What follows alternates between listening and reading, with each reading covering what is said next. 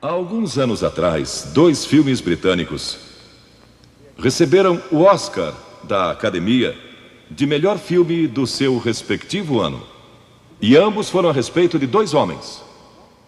Um foi Eric Liddell e o outro foi Gandhi. Ambos tiveram a força e a coragem, quando sob pressão, de dizer não a si mesmos, de exercer autodisciplina.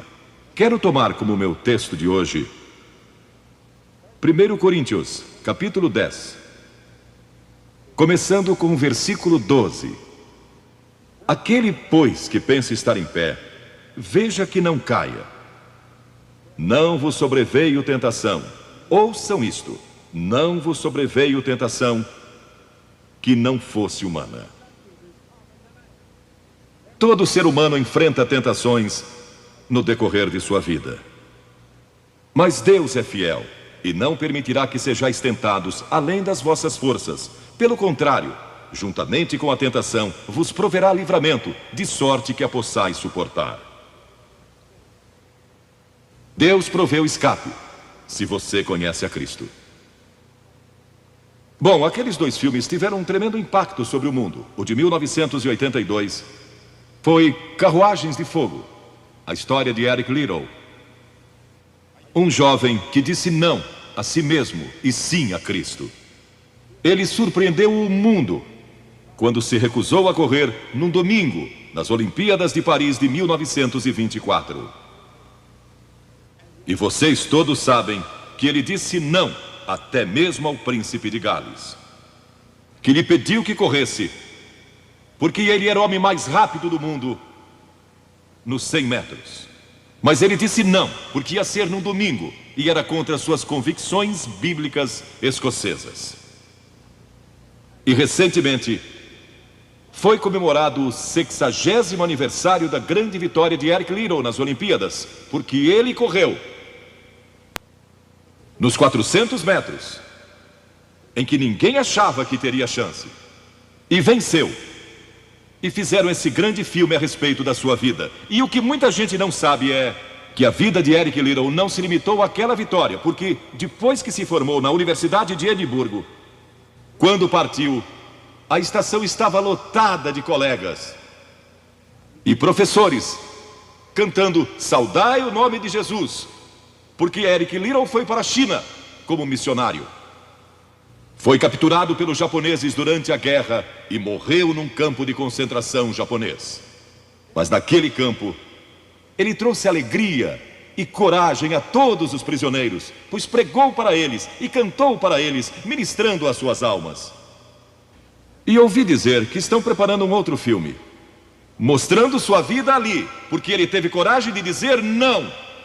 O mundo ouviu falar dele, porque ele disse não àqueles que tentaram fazer com que abandonasse as suas convicções cristãs pessoais.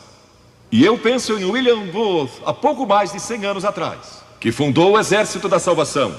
Ele se converteu, tornou-se um vigário, um pastor, e foi para as favelas de Londres, para as zonas da luz vermelha. Pregou entre a gente pobre, formou um pequeno grupo chamado Banda Aleluia, e ia às esquinas, e ia também às prisões. E alguns dos líderes religiosos da época não gostaram daquilo. E assim ele foi chamado diante de uma conferência de líderes religiosos, e disseram: William Booth, você vai pregar onde nós o mandarmos, senão será excomungado. Ali estava ele, diante daquela vasta assembleia de pastores. Que podia dizer? Catherine Booth, que se tornou tão famosa quanto ele, sua esposa, estava na galeria e abanou o seu lenço gritando: William, diga não! E William obedeceu sua esposa e disse não, e assim nasceu o Exército da Salvação.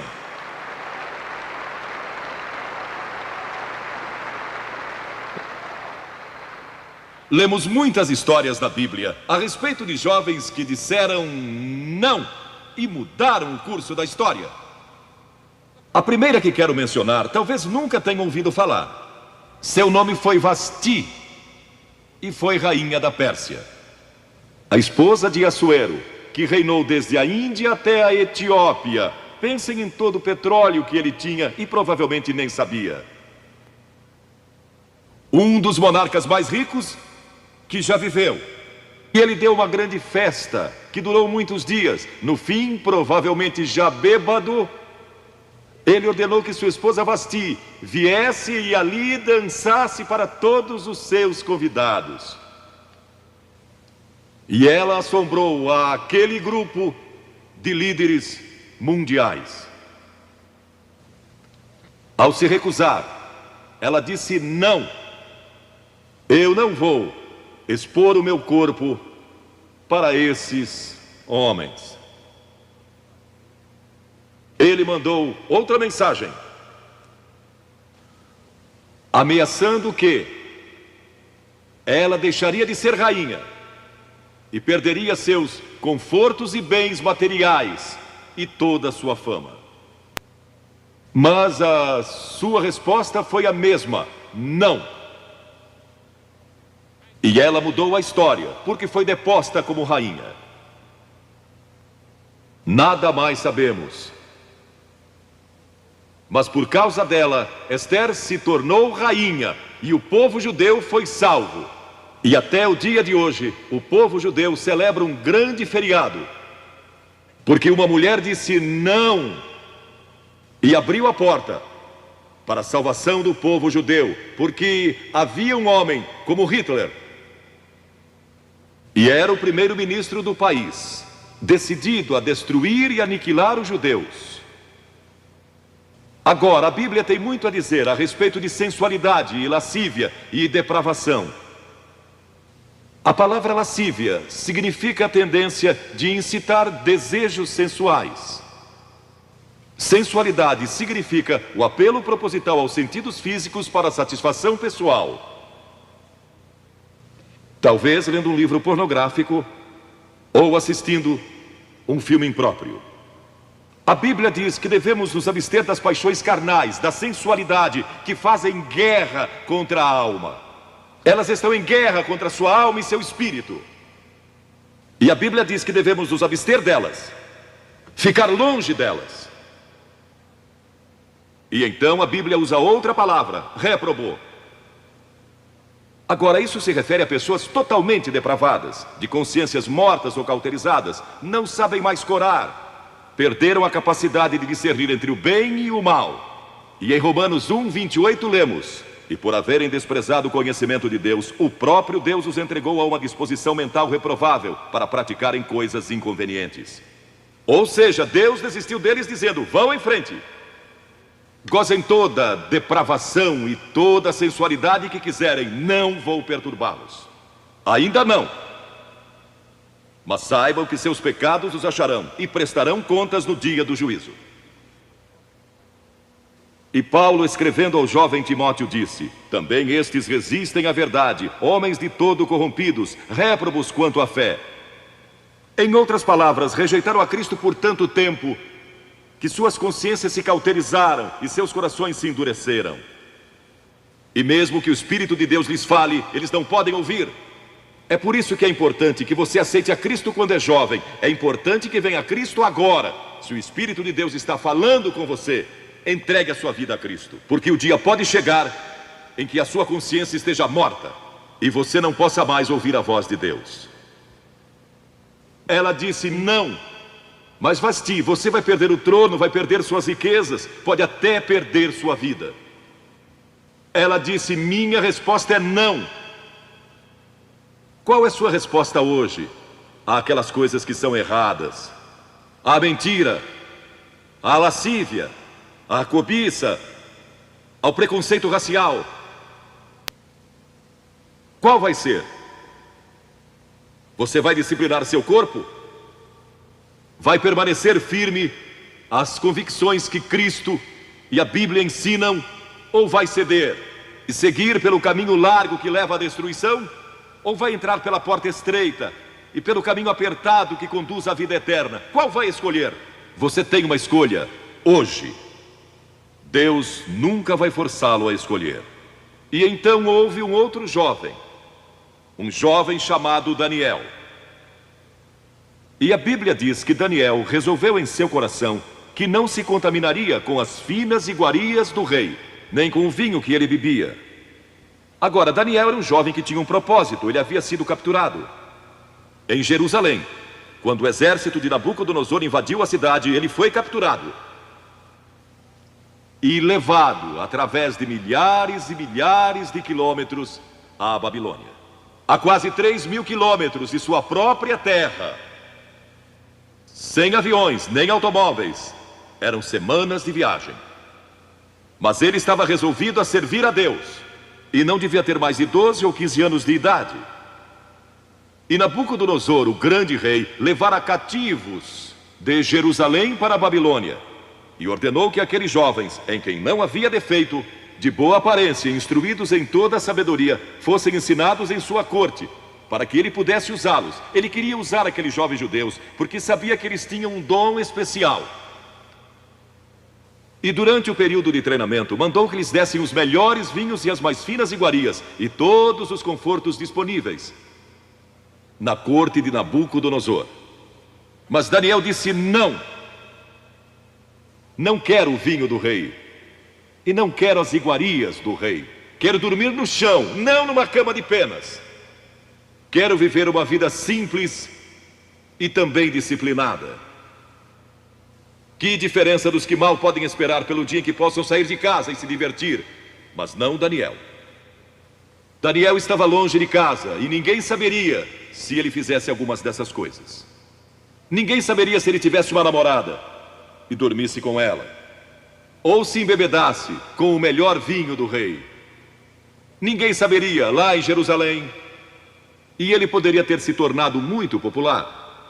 Mas esse primeiro não, quando jovem, preparou-o para o grande não, quando era primeiro-ministro da Babilônia, e foi lançado na cova dos leões, porque não abandonou sua fé em Deus. Nós nos contaminamos ao comer demais, ou ao nos embebedarmos, ou ao tomar drogas, ou gastando tempo demais assistindo televisão, ou indo aos cinemas. Jesus declarou em Lucas capítulo 21: acautelai-vos, para que nunca vos suceda que os vossos corações fiquem sobrecarregados com as consequências da orgia e das preocupações deste mundo, e para que aquele dia não venha sobre vós repentinamente. O apóstolo Paulo disse: não disponhais para a carne no tocante às suas concupiscências. E Pedro disse: porque basta o tempo decorrido para terdes executado a vontade dos gentios, tendo andado em dissoluções, concupiscências e em detestáveis idolatrias. A Bíblia diz que devemos disciplinar nossas mentes e também nossos corpos, e disciplinar o coração pela nossa fé em Cristo. E então houve outro jovem chamado José, que foi vendido para o Egito pelos seus irmãos e se tornou escravo de um homem chamado Potifar. E Potifar tinha uma linda esposa, e José era forte e bonito. E em Gênesis, no capítulo 39, se quiserem ler a história, lemos a respeito da tentação de José. A esposa de Potifar se apaixonou por José, porque José se tornou mordomo de toda a casa de Potifar, cuidando dos seus negócios. E ela viu aquele belo jovem, viril e de boa aparência, andando pela casa e pelo jardim, cuidando dos negócios todos os dias, e ela o cobiçou. E disse: deita-te comigo. Ele disse: não. E acrescentou: não posso fazer isso ao meu senhor, que me confiou tudo o que tem, exceto sua esposa. Não posso pecar contra Deus, o Deus dos meus pais. Ele estava longe de casa, lá no Egito, quem saberia? Mas disse não. E quando disse não, na última vez, ela o agarrou e ele fugiu dela, deixando sua capa. E ela começou a gritar, chamando os servos e dizendo: ele tentou me violentar. O que não era verdade. Mas Potifar acreditou e mandou que ele fosse lançado na prisão. E muitos de vocês sabem a história, que ele foi para a prisão, e através de uma série de circunstâncias, ele depois se tornou primeiro-ministro de todo o Egito. e governou o Egito sob o faraó. Deus o guardou e o promoveu, porque José teve a coragem de dizer não quando foi tentado. Agora, sexo não é pecado. O sexo nos foi dado por Deus para a propagação da raça humana e para nosso prazer, dentro de certos limites que Deus estabeleceu para o matrimônio. As características de um cristão são autocontrole e autodisciplina. E Paulo, escrevendo a Timóteo, disse: conserva-te a ti mesmo puro. Mas como você pode se conservar puro num mundo como este? Como pode se manter puro olhando para as bancas de jornais ou assistindo a alguns filmes? Como pode se manter puro com as tentações que enfrenta todo dia? Não pode, de modo algum,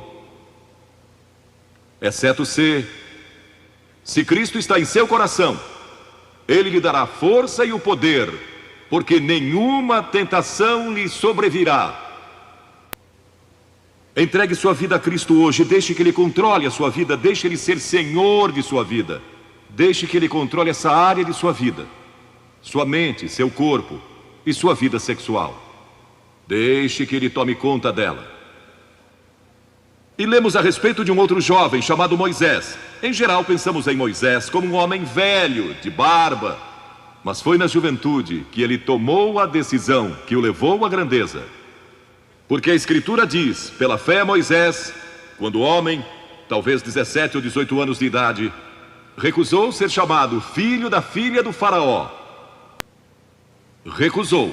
Ele fez uma escolha, preferindo ser maltratado junto com o povo de Deus, a usufruir prazeres transitórios do pecado. Agora, observe que ele estava no Egito. Era filho da filha de Faraó, herdeiro do trono do Egito. E talvez seria o próximo Faraó. Mas ele fez uma escolha, porque sabia que seu povo, o povo de Israel, era escravo dos egípcios. E ele teve que tomar uma decisão no auge da sua glória. E no auge de tudo o que lhe foi oferecido. E ele disse não a Faraó: não vou ser seu filho, prefiro sofrer e morrer com o meu povo e servir o Deus vivo e verdadeiro. E foi exatamente o que ele fez. E conhecemos Moisés hoje como um dos grandes homens da história. Ele rejeitou os prazeres transitórios do pecado. E há uma diferença entre prazeres e alegria. Quem ama os prazeres empobrecerá, diz a Bíblia. E ela cita um homem que disse: entreguei meu coração à loucura e aos seus prazeres, mas tudo isso é correr atrás do vento. Quem vive em prazeres está morto, embora viva, amando os prazeres mais do que a Deus. A Bíblia diz que há pessoas que amam os prazeres mais do que amam a Deus. É o seu caso? Você ama Deus mais do que ama prazeres pecaminosos? Não falo de esportes e todas essas coisas maravilhosas que temos. Falo de prazeres pecaminosos. Mas a alegria é produzida pelo Espírito Santo. E há centenas de passagens que falam dessa alegria. Você pode ter alegria, mesmo quando não tem prazer, porque a alegria é profunda. O anjo disse aos pastores naquela grande noite: não temais, pois vos trago boa nova de grande alegria, que o será para todo o povo. E mesmo no sofrimento, quando você recebe a Cristo, Deus não remove o sofrimento. Ele não remove todos os problemas e as dificuldades da sua vida. Não faz isso. Ele não promete, se você está desempregado, conseguir um emprego amanhã se você aceitar a Cristo hoje à noite. Ele promete que lhe dará graça e força e alegria em qualquer situação.